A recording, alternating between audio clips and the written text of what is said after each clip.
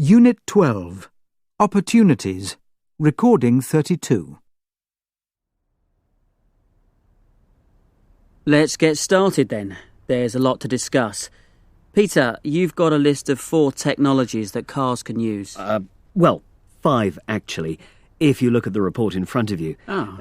First, solar power. That's an existing technology, which is proven. But there will be technological improvements in the future.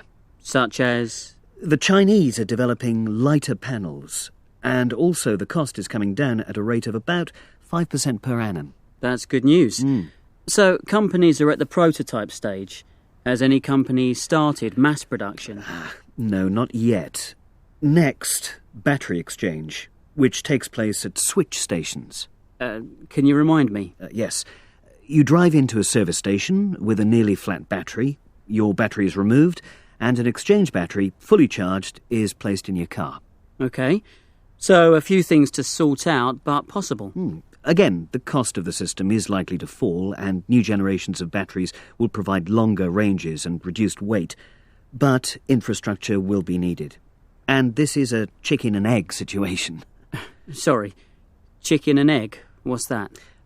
The government won't subsidise investment in infrastructure, that is the provision of switch stations, until there are enough electric cars to use it, and... And people won't buy electric cars until the infrastructure is in place, of course.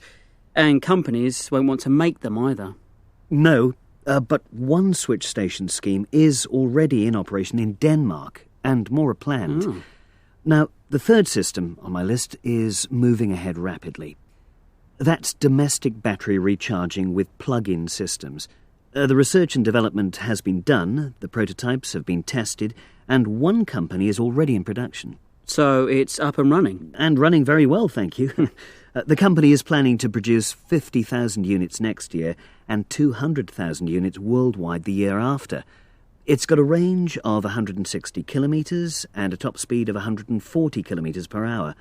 A small recharging infrastructure exists, but only in a few countries. Well, that's better than nothing.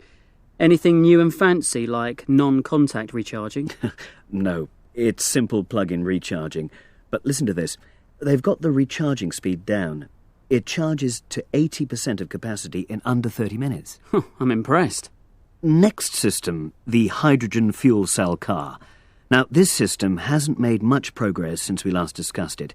The R&D has been done and prototypes exist, but nobody has any plans to manufacture. And, of course, the same problems with putting an infrastructure in place. Exactly. That won't happen for a long time. That's my guess. So, what's the 5th system, then?